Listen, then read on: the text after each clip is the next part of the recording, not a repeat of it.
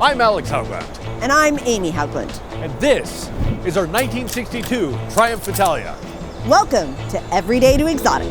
And I met an angel in Wonderland. She kissed me and held me so tight, and my head went. There's over 200 cars in the Haugland Collection. And it just keeps growing. Our goal is to try and drive them all. Each episode, we'll talk about the car's history, showcase its design and features, and dive into its mechanicals. Then we'll take it out on a drive through the beautiful roads of Oregon. Finally, we'll rate our car to see where it stands in the Haugland rank. In this episode, we learn how the Italia defined Triumph for the next 20 years. Alex shares his opinion of the TR3's styling. It's the kind of car that only a mother could love. And Amy has a favorite word. Elegant. Elegant. Very elegant. That's just so elegant. Elegant. I use that word a lot for this car. All this and more on today's episode of Every Day to Exotic. But first, let's go over the history of the Triumph Italia.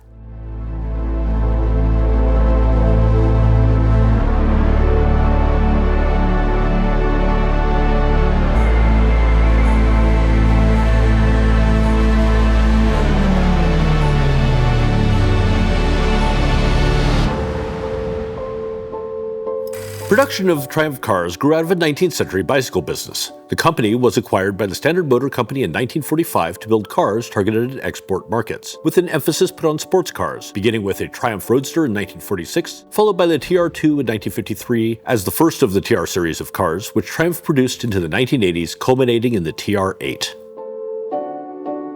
The early TR2 was replaced by the TR3 in 1955 with body changes, a more powerful engine, and later brake upgrades, but still very similar styling. The TR3 was a successful sports car for Triumph, and despite its rather homely looks, boasted excellent performance derived from its torquey 2-liter 4-cylinder engine and reasonably good handling. During the TR3's production run, Salvatore Rufino, who owned the company CESAC, which was an Italian distributor for Standard Triumph, set up a deal to get 1,000 complete chassis and mechanical components for the TR3 shipped to Italy to have an Italian coach builder body the car in a more refined style. After touring several carrozzerie, he settled on Vignale and the talented young designer Giovanni Michelotti and commissioned them to build a prototype, which premiered in 1958 at the Turin Motor Show. And thus the Triumph Italia 2000 was born.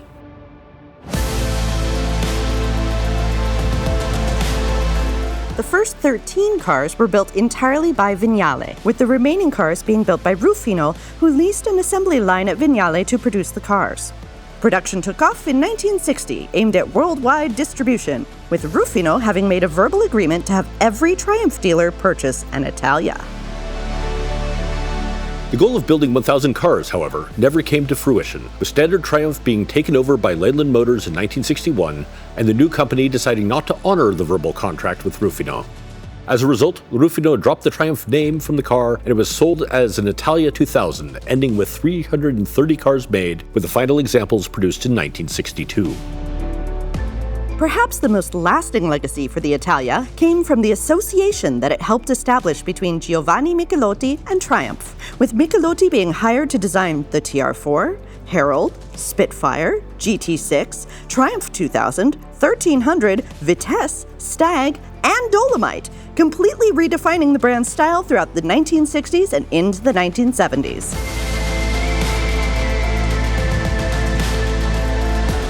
Our Triumph Italia is one of the documentably lowest mile examples in the world, and was a complete running car when we acquired it, having been imported by the previous American owner from Europe with the intention of using it for classic car tours. Aside from maintenance and some restoration, the car is largely as it left the factory, except for the addition of a period-correct overdrive gearbox, as this car did not have an optional overdrive installed when new.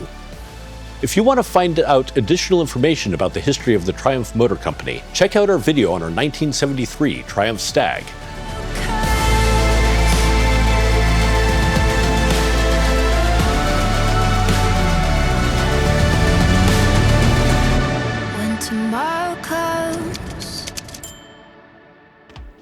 So the Triumph Italia itself is a very interesting Britalian car. It is a British chassis, British drivetrain, fair number of British mechanical parts, But then all of the design and the assembly of the body and everything was done in Italy.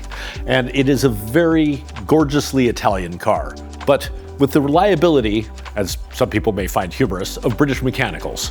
As we kind of covered in the history, this was designed by Giovanni Michelotti. He redefined what Triumphs looked like from this car forward. This car really inspired Triumph to change the entire direction of their automotive design, away from in-house designers and British designers to Michelotti specifically as much as they could, but with the idea of basically trying to come up with cars that were much more beautiful, much more stylish than the frankly very pedestrian, frumpy styling of cars like the TR3. The TR3 excels as far as the engine and power that it has. It was a great car as far as the performance, but styling was not its strong point. It has a character I love, but not necessarily anywhere near as much as this. It's the kind of car that only a mother could love. So. Even though this car is very low mileage, it has been repainted at least once.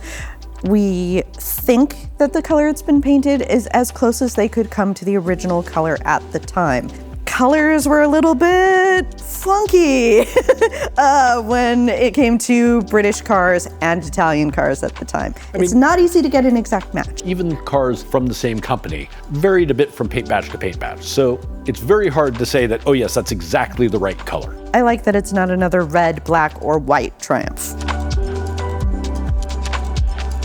So if we start looking at the styling, one of the big changes here is that we've got more standard headlight pods that sort of flow down the entire side of the car. We have a hood that sits below the headlights and then curves up. We have a giant power bulge in the hood, and that is because your carburetors stick up.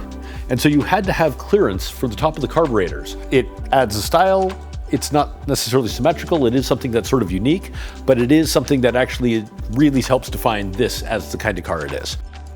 I like that the chrome is there, but it's still fairly minimal. It accents the car and defines some of the curves, as opposed to let's put it all over the place. A lot of it's very subtle and elegant. And some of the chrome isn't actually chrome. A lot of the trim around the windows, around the door tops, and along the bottom here, those are actually just anodized aluminum. They're just really nice polished aluminum. You see that more on Italian cars. It's not something you tend to see that much on British cars. It is part of what makes this car very Italian in style.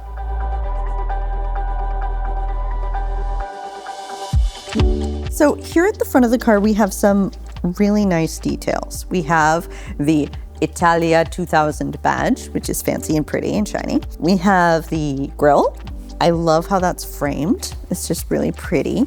The grille itself is actually made out of folded and cut aluminum. Fairly easy to make, looks really nice, very classically Italian. However, don't damage it because it would be a pain to replace. The rings around the headlights are shiny. They're not body color, which I like. I feel like that accents them. Speaking of headlights, these are the correct Italian headlights. They're Corello. It's written right on the lens there. Also down here, you have these sort of bullet-shaped lights. One is your turn signal, one is a position light. You have this beautiful bumper, all chrome. I love that. It makes me so happy. So you really start seeing more of the Italian influence in just the overall shapes on this car. You see the flowing lines of the fender coming up, a really nice raked back windscreen up over the roof of the car, back into the rear window, and then flows out into the trunk. This is really a style that was becoming more common in Italian cars in the late 1950s, coming into the 1960s, and really hadn't picked up yet in British cars by this point in time. However, there are some older things that are sort of echoed. For instance, you don't have, big flared fenders over the wheels. You just have this little tiny flare out right here. We have this line, this crease that comes down the whole side of the car. It really defines the lines of the car and keeps it from being really, really flat. I love how it comes kind of up and over the door handle, and then it flows both into the fin at the back and also kind of into the curve of the door. It's just so elegant.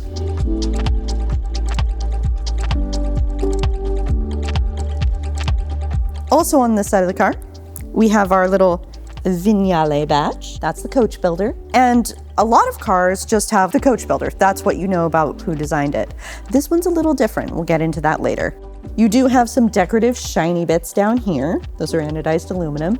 You have a very typically Italian mirror, and it's only on the driver's side. The passenger side doesn't get to see what's behind. So coming to the back of the car, we actually see a pair of badges here. The first one, TM Triumph, is the only place it actually says Triumph on this car. So the TM, by my understanding, is Taglio e Motore. Basically, the chassis and the engine is Triumph, while the rest of the car is Vignale. Also back here, we have a badge with two nautical flags on them.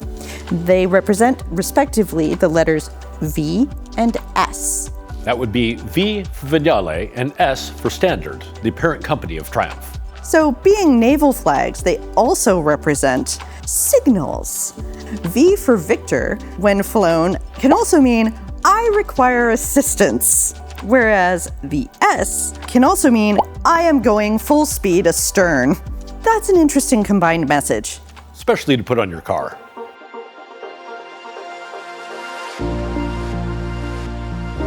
All of the lights and everything you see back here are purely Italian. These same taillights you'll find on Lancias, you'll find on other Italian cars. Exactly the same assembly, just tucked into this beautiful little chrome housing. Here, our license plate light. Yeah, you see that on other Italian cars as well. That one's made by Altissimo. And then above the license plate, we have this nice little chrome handly thing. It's not really a handle. They're more for styling and everything. It doesn't have any lights underneath it or anything else.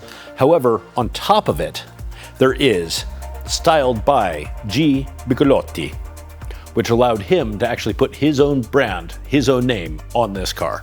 Other badging back here, there's honestly not a ton. It's really subtle. We have one Italia 2000. Nice and simple, tells you what the car is. And it looks fancy. The bumpers are these nice, beautiful chrome pieces with no overrider rubber or anything. This really predates them acquiring anything like that. So it's just a nice, elegant, very nicely form-fitted bumper to the car. The trunk has a push button down here that you push. Then lift it up.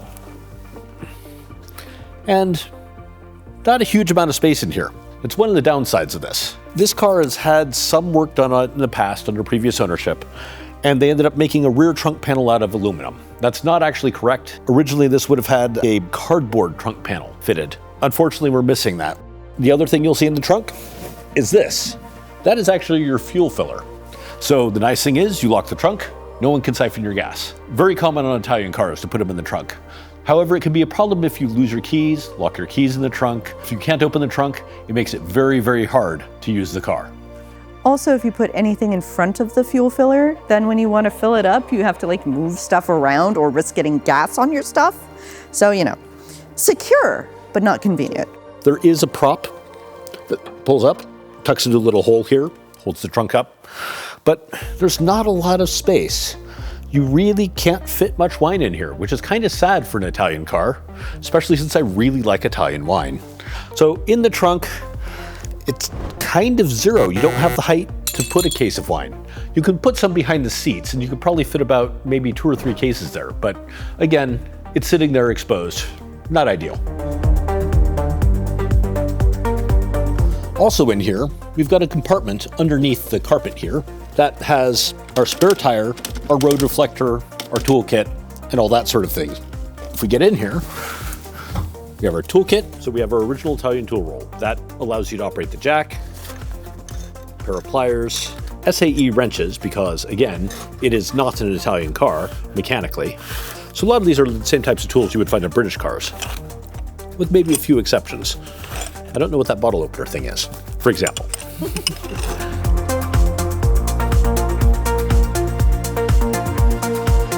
Okay, close the trunk, lift it up, drop our little prop rod. There we go. And now we're latched. Do not drop your trunk on your prop rod. The trunk lid is a little bit heavy, to be honest. The prop rod's nice to have. Yes. Otherwise, it's not a comfortable one to just sit there and hold open.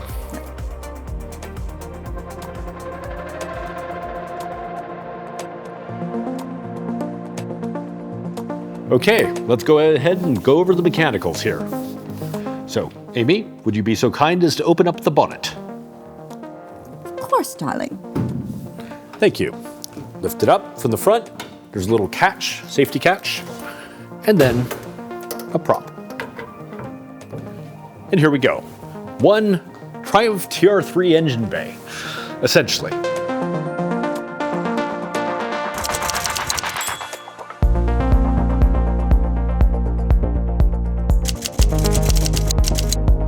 The engine is basically the same Triumph 2-liter motor, more or less, that they put in all of the Triumph TR series from the TR2 through the TR4, TR4A. Slight changes in displacement. This being an early engine, it is originally a 1,991cc motor, as opposed to the 2.1 liter that the later engines ended up going in the TR4 and the late TR3s. This is a pretty standard British looking engine bay in many ways, in the fact that we have our carburetors being SU carburetors and British air filters tucked up into our opening on the bonnet, which if you look inside you can actually see is a separate piece of metal welded in and then finished on the outside, basically let it in to make it clean. But you can see the lip of where it was cut into and let into the bonnet when they put it in the first place. The radiator looks a lot like the stock TR radiator from a Triumph TR3 with this long neck. However, it isn't. This is actually an Italian-built radiator. It's not exactly the same in dimensions and size, but it's very close to what the original Triumph TR3 radiator looked like. We've got a fresh air duct here running all the way up to our heater box in the back that allows us to pull fresh air into the car. A lot of the parts in here are stock British bits as well. However, when you start looking at things like the wiring, you will see that it is sort of typically Italian, where we don't really believe in color coding wires or anything like that. A lot of them are like these black wires, all coming together into your typical Italian little junction here, and then going out to the various parts of the car. That's not stock, typical British wiring.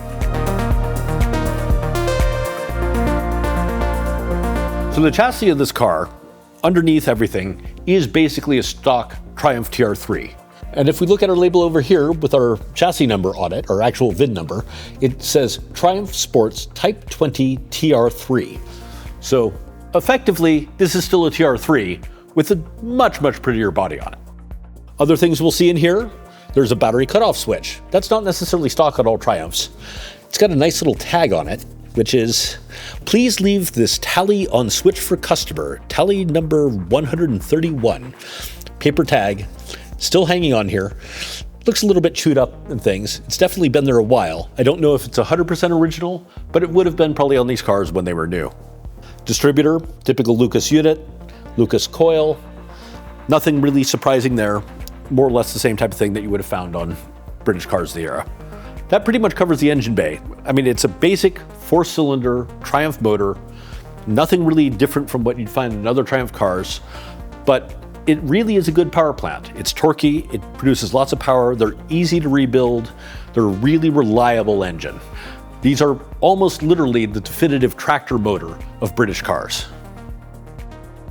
Moving to the back, we go through that into a 4-speed gearbox. However, there's an electronic overdrive on this that gives us an overdrive in 3rd and 4th gear. So effectively our 4-speed is really a 6-speed. This car did not originally have an overdrive gearbox. The previous owner, when he bought the car, wanted to fit it for touring. He was desperately trying to find a correct TR3 transmission in overdrive. It turns out I actually had one that I sold to him. And then later on, when he decided that he wanted to sell the car on, I bought the car and bought my own overdrive back. Things like that happen. Okay, so now moving further back on the car, we start looking at things like the wheels and suspension. These wheels are your typical British wire wheel. It's exactly the same wheel as was on the stock TR3, painted silver. That was actually far more common than chrome. A lot of people put chrome wheels on a lot of the cars now. In period, most people actually got painted silver wheels. Looking through the wheel, you can see we've got disc brakes on the front. Suspension on the front is a twin A-arm suspension that uses a tubular shock, which actually is sort of unusual for British cars in this era. Most of the time, a lot of manufacturers were still using lever arm shocks for the front suspension. Moving to the back, we go through our nice transmission into our rear axle, which is a solid rear axle, but we have a drum brake on the back. This is a leaf sprung mounted rear axle. nothing really adventurous in the design here. Later on, Triumph went in and designed independent rear suspension systems and all of that. This chassis predates all that. This is basically a pretty straightforward chassis with the wheels and everything attached, and then the body set on top of it. Not unibody at all, a body on frame design. And that's what allowed Vignale to design such a beautiful body and drop it over this chassis to make this such a great car.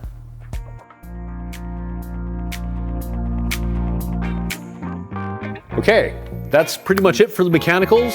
So I'll go ahead and close up the bonnet here and hand it over to Amy in the interior.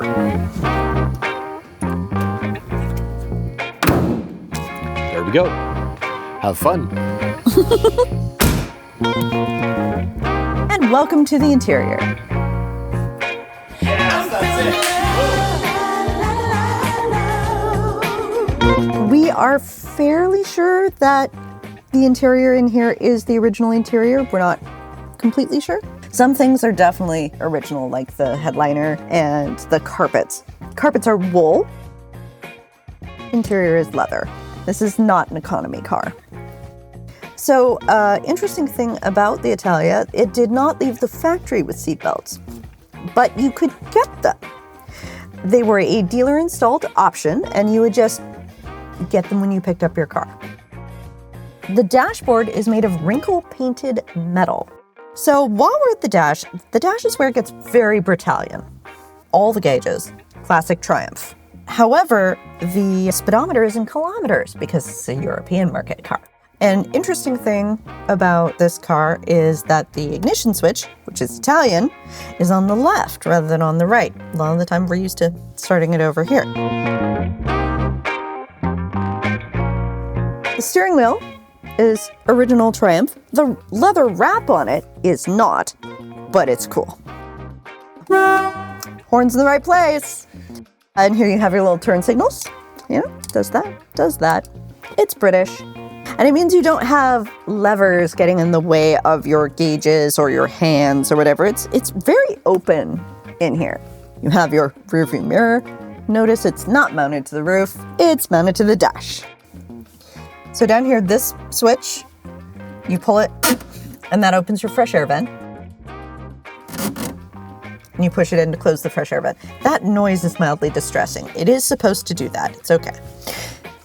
We have this fun little switch. This is an aftermarket switch from a Fiat, and it powers our electric fan. So that's a fun little thing that got added later. Also down here we have our very Triumph knobs, panel lights, side and headlights, wipers, and here's your choke. Here's your overdrive. It's also helpfully labeled overdrive. And you just flip the switch back and forth. Also down here is your map light. It lights up. Turn it off so you don't kill your battery. So over here, shift knob, handbrake, and our ashtray. This is a very fancy ashtray. They had these on Ferraris. It's actually pretty cool. Boing. It also has really pretty kind of textured engraving on it, so it's fancy. Also, on the passenger side, we have our glove box. It locks. You can put stuff in it. You have your grab handle, just in case your driver starts going too fast. You have your footrest. It's an adjustable footrest. That's from the Italian side of the family for, little petite Italian ladies.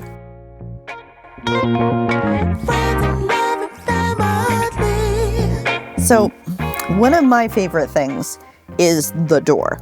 It's just incredibly elegant. I use that word a lot for this car, but it is so appropriate.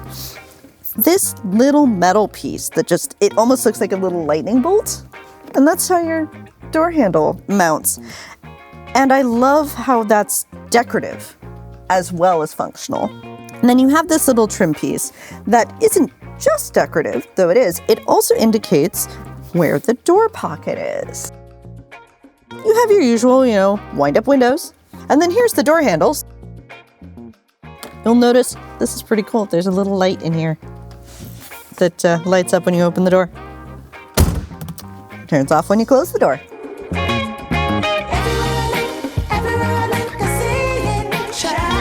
So this is a two-seater car. There's no back seat, but it does have a fairly roomy, padded parcel shelf back here. So, your things will ride in comfort. You also have these little windows that you pull the little lever and push the window out so that you can get extra ventilation back there. One final thing about this particular car that makes it very special is it is one of the lowest mileage Italias in existence. Or I should say, kilometrage. So the reading on here says 14709. We've put a few kilometers on this ourselves. Let's go put some more on.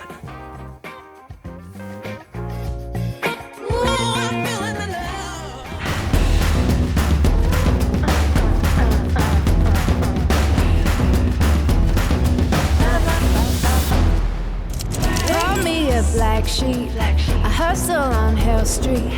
When they say which just makes me smile.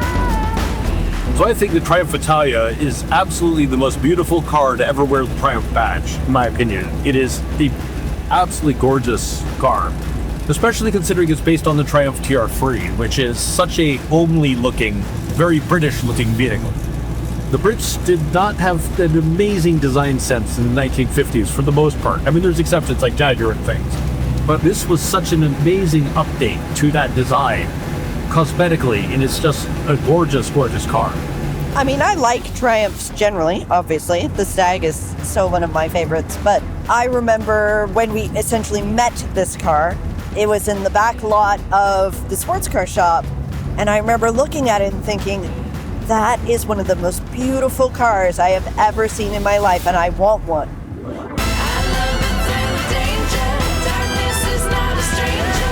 Body-wise, the interior-wise, this car is like screamingly Italian. The only things that really give away that this is a Triumph at all, and I'm not sitting in like a Fiat or even like a Lancia or something of this era, is the very British steering wheel that with the turn signal in the center, which the Italians didn't really do. And all the gauges are British. But otherwise, the window winders, the metal dash with the wrinkle paint, all of that is so screamingly Italian. That said, one of the best things about these cars is the engine. This Triumph motor, this 4-cylinder, basically tractor motor, is a fantastic engine. It's nice and torquey, and they respond really well. I mean, steering is not assisted, but you've got this massive steering wheel, and this car doesn't weigh that much, so it steers pretty well.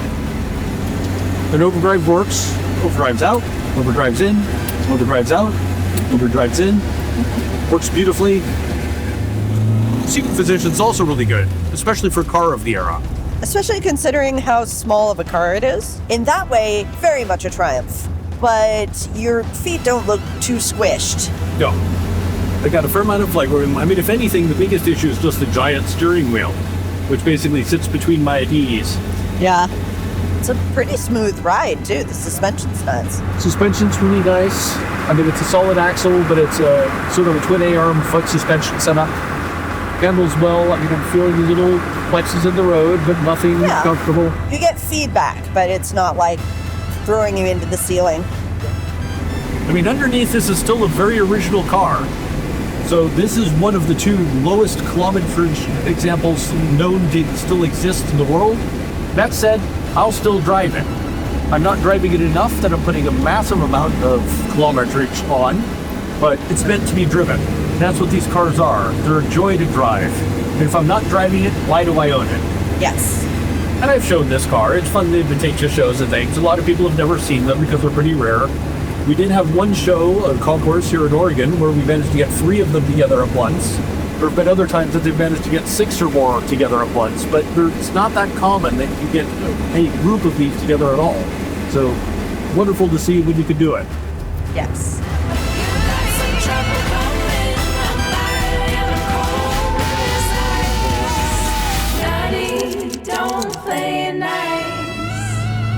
Well, here we are with the seat in maximum short person position, as in the seat back is very upright and the seat is at the limit of the rails. In order to get out, I may need to push the seat back. But I can drive it. It's far enough forward that I can drive this car. Just.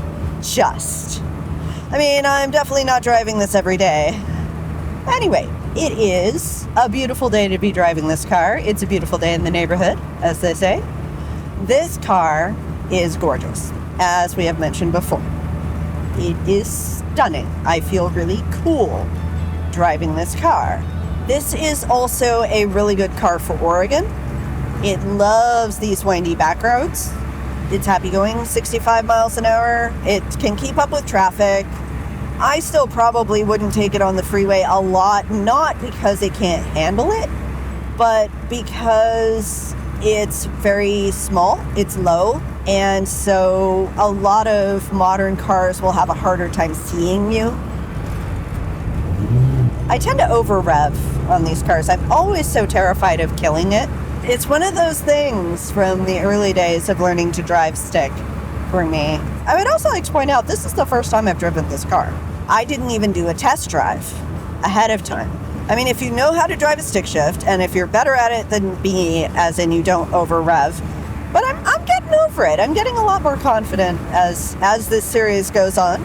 So thank you, everybody who is liking and subscribing, as you made this possible. You've made me a better person. Good job. Seriously though, I have become a better driver through this channel.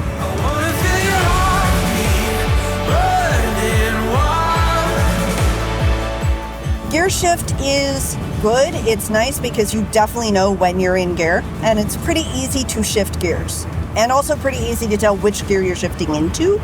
So I'm not doing a lot of accidentally shifting into third when I'm trying to shift into first or anything like that. I appreciate that it's not a dog leg. I can get used to that when it happens. I mean, the first car I drove for this channel had a dog leg shifter, but I like it better when when I'm not worried about accidentally shifting into reverse sometimes. Though that is hard to do because most of them have a guard. Brakes are good. The clutch is easy. It's not difficult for me to get it all the way to the floor other than just extension. I like the giant steering wheel. I think that's fantastic, even though it is in my lap. As a short person, I also really like that the roofline is fairly low, so I'm not getting, completely blinded by the sun, even with the visors up. Oh, it accelerates nicely. Again, this is not a Ferrari, but it is very serviceable. I mean, did people race these, or was it just too rare? I don't know if they really race them that much. I know they race TR3s.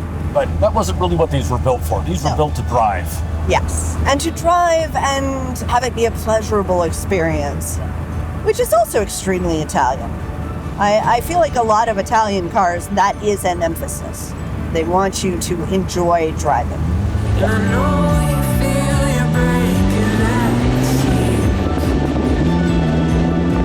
but I can see so clearly now the beauty in between. Look how pretty this covered bridge is. I mean, this channel is about the cars and about the joy of owning and driving them, but it really is also about the place we live.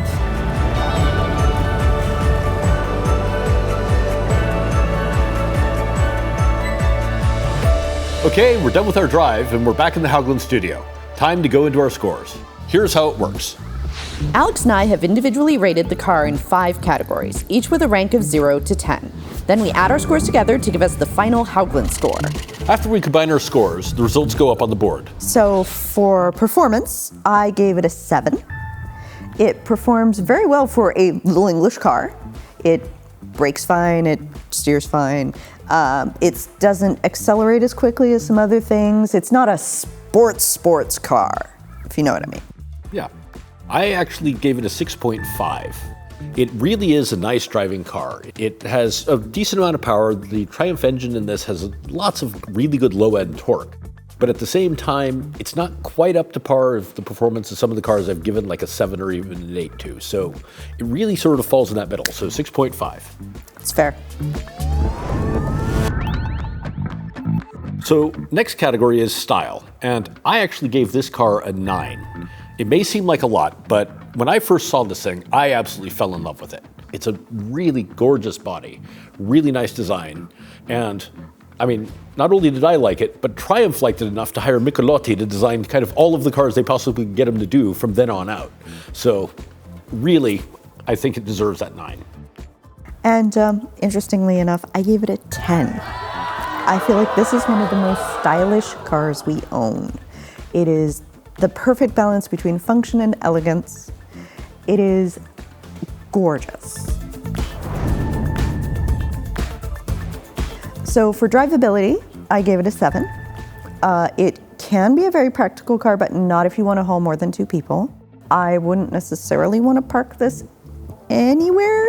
I mean, I could park it in lots of places, but I'd be parking it like way out in the back of the grocery store parking lot because I feel a little precious about it. So for drivability, I gave this car a 6. The biggest problem with this car, I mean, I could drive it regularly, but parts on this are basically unobtainium.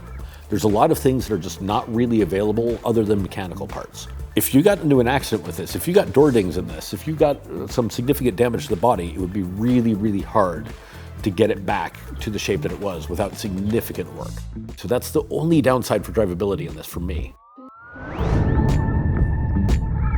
So for significance, I gave this car an 8, which may seem kind of high for a car that they only built 330 of. And what really makes this car significant isn't necessarily as much it itself as what it did for Triumph as a whole. They went from building really British-looking, kind of homely cars for the most part, to some really elegant designs when they hired Giovanni Michelotti to start designing their lineup. And I feel that they kind of lost their way once they moved away from him. And my understanding is the only reason they went to Carmen for the TR6 was because he wasn't available to do the job at the time. I gave it an 8 as well for very similar reasons. I feel like this car is more significant because it is so rare, but also it marks a turning point in design for Triumph. So it's very significant to our collection as well. So for delight, I gave it an 8. I really enjoyed this car. I love looking at this car. It's just so stunning. And everybody else loves it too. I mean, a lot of people look at it and go, that's just so elegant, that's just so beautiful. And it's also little, which I think people appreciate that. It's a little jewel. I gave it a 6, which may sound kind of odd. I mean, I enjoyed this car. I think other people kind of enjoy seeing the car, but there's not a lot of people who really know about it. And so for a lot of people, it's just an interesting, historic looking, odd car. There's a lot of people like, oh, that's cool. It's not like, wow, I've never seen one of those in the wild before, or whatever. I can see that we're kind of looking at it from slightly different points of view on this one. And that's fine. Okay, after a bit of summing up, we came up with a final score of 75.5 for our 1962 Triumph Italia 2000. That puts it in 7th place, just a half point behind our Maserati Bora, and just a half point ahead of our Morgan Aero 8. I feel like that's really fair.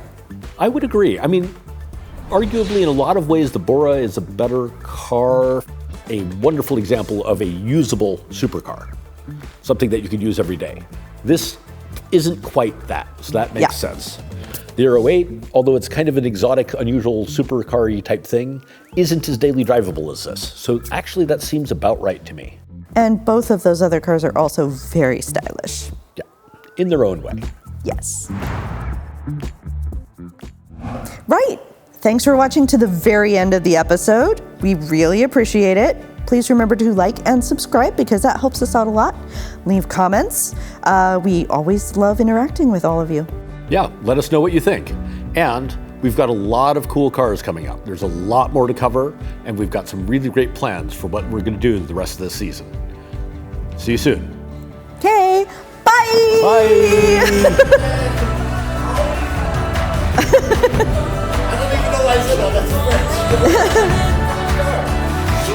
Cheerio! Cheerio! Arrivederci!